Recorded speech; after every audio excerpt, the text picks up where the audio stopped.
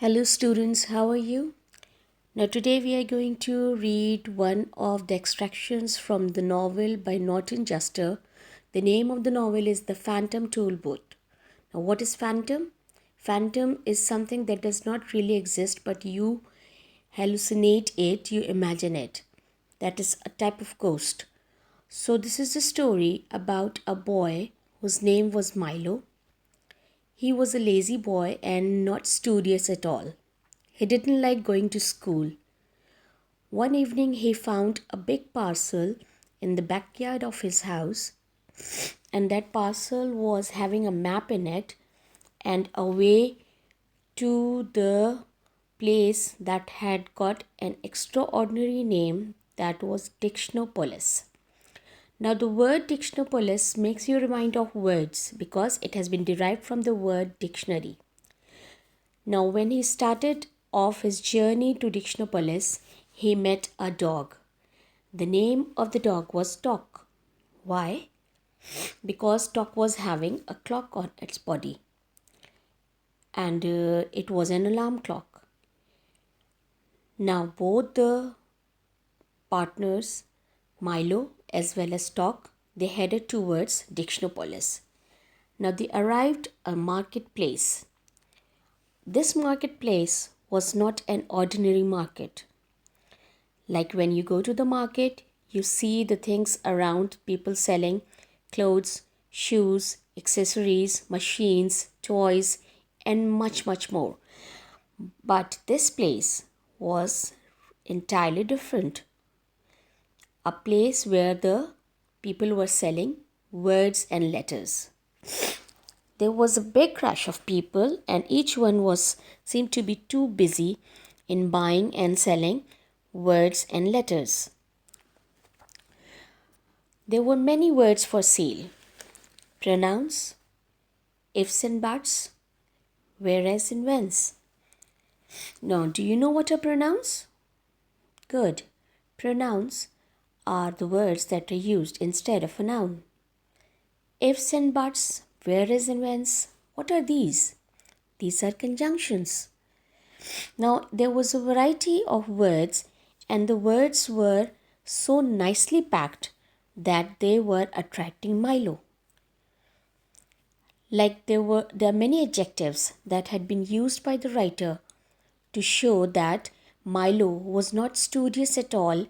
He started liking the words. They were wonderful. The words were short as well as easy. They were long as well as important. And there were many words who were marvelously fancy ones which were packed in individual gift boxes for use in royal decrees. Royal decrees means very grand, very special. And the words were very nicely packed, attracting Milo a lot. There were many words which were quite difficult, which never ever being heard by Milo. Like the words quagmire. Do you know what's the meaning of quagmire? Quagmire means wetland or marshy land. Flabbergast. Flabbergast means very highly amazed. Upholstery. Upholstery means stuffing or padding. Now the words were so grand and elegant that Milo, a child who had never been close to the words, started liking them. Now there were many type of words. The salesman invited Milo to have the happy words like happy birthday, happy days, happy go lucky. And there were many more words. Then good morning. See, there were many words with good, and there was called goods. Good afternoon, good night, and goodbye. Milo was so excited to see all these words. He had never seen them before. And they were so nicely packed that they were attracting Milo. Milo wanted to buy some. I'd like to very much, began Milo when the salesman asked him, do you want to have these words? He said, I would like to have them. But what happened? Milo could not buy because when he showed his eagerness to buy the words, he just searched his pocket and he was having very little money, only that much money which he would pay back at the toll booth because he had to go back home. Now, what do you do at the toll booth? Toll booth is taking the payment for the people who cross the border. Now, when he was coming to Dictionopolis, there first he made the payment to enter into the area. Now, when he would be going back, he would have to make the payment again. So he was not having enough money to buy the letters or words. Now he proceeded on further. There was a salesman, a letterman, who was selling letters individually. Each letter was in a separate bin. Letterman was selling the letters and he was attracting the people by showing them that this is the place where you can do it yourself. It means you don't need to buy the words. You have got the alphabets, you can make your own words. Now the letterman attracted Milo by showing him the letter bins and then inviting him to have the letters of his own choice. Like he said, he also gave him the letters to taste. Have you ever tasted letters? No, definitely not. But the writer has made it so interesting by he gave the letters to Milo to have and taste them. Like he said, here, taste an A. They are very good. Do you know why the writer used using word good for A? Because A is that vowel that is mostly and frequently being used. You find it in most of the words. Milo nibbled carefully at the letter and discovered that it was quite sweet and delicious, just the way you'd expect an A to taste. Then he also gave Milo I, which was icy and refreshing, and Tock, the dog, a crisp, crunchy C. Now these taste of the letters are telling you the use of the letters. Now here you can see the writer says that take the Z, for instance, very dry and sawdusty, and the X, why it tastes like a trunk full of stale air. Now it means these are the letters which are not so frequently being used, so they are not being touched. Since they are not touched, they are sawdusty and they smell bad. Now when they were talking about all these words, letters, and the letterman was giving Milo the letters to taste, Milo was getting a bit afraid. He said that, I don't know how to make words. Is it difficult? I'm not much good at making words.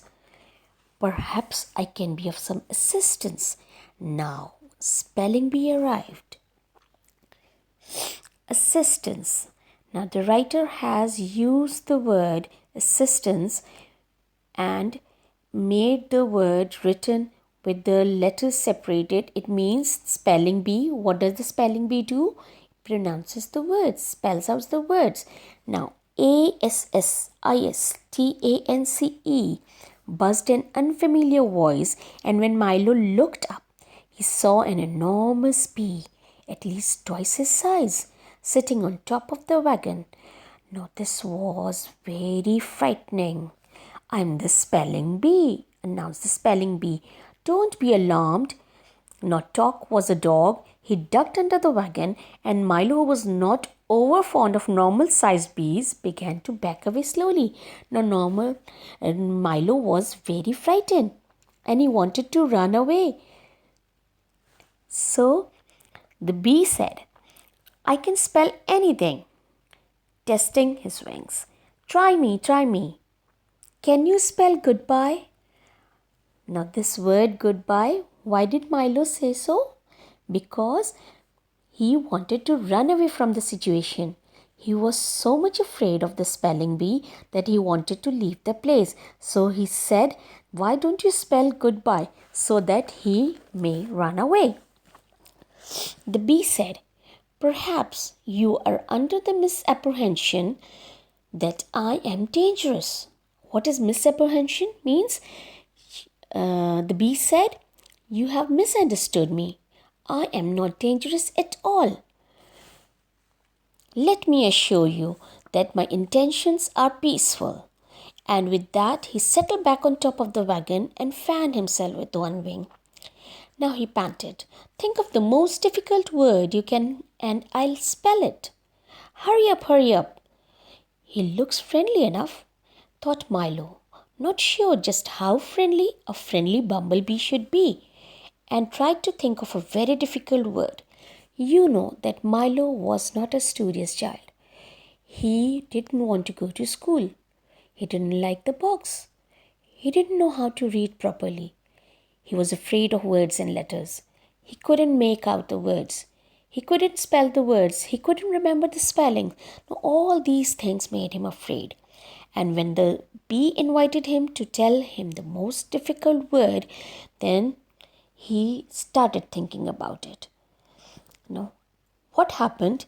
Milo started thinking about the most difficult word, and that most difficult was what? It was vegetable, he suggested, for it was one that always troubled him at school. "That is a difficult one. Let me see now." He frowned and wiped his brow and paced slowly back and forth on top of the wagon. "How much time do I have?" "Just 10 seconds," cried Milo excitedly. "Count them off, Doc." Now Milo was getting excited. Why? Because B was asking for the time. And this made him think that Milo had given such a difficult task to the bee. In his view, the spelling of vegetable was quite confusing. "Oh dear, oh dear, oh dear," the bee repeated, continuing to pace nervously. Then, just as the same time ran out, he spelled as fast as he could, "Vegetable." "Correct!" shouted the letterman, and everyone cheered. "Can you spell everything?" Milo had become a great admirer of the spelling bee, said that "You are so intelligent and you are so quick. You are so good at spellings that you can spell anything." "Just about. You see, years ago I was just an ordinary bee, minding my own business, spelling flowers all day, and occasionally picking up part-time work in people's bonnets." Now, spelling bee said that previously I was just an ordinary bee, doing my own business, that is, flying from one place to another. But later on, I came to realize that I'd never amount to anything without an education. And being naturally adept at spelling, I decided that I'd be a spelling bee. You said that one day I realized the fact that I am not worthy, so I have to make my own value, and that value can be made by getting education. So I decided to do it, and then I became the spelling bee. So, what do you learn from this chapter? This chapter teaches you that you should not give up hope. If you are having any weakness, try to overcome that. Nothing is impossible. If you are working hard, you are going to get your success. So, if there's a will, there's a way. If you have made up your mind to do something, then definitely you are going to do it. So never lose your heart. There is nothing impossible that you cannot do. Just keep on making efforts and you are going to get success. Thank you.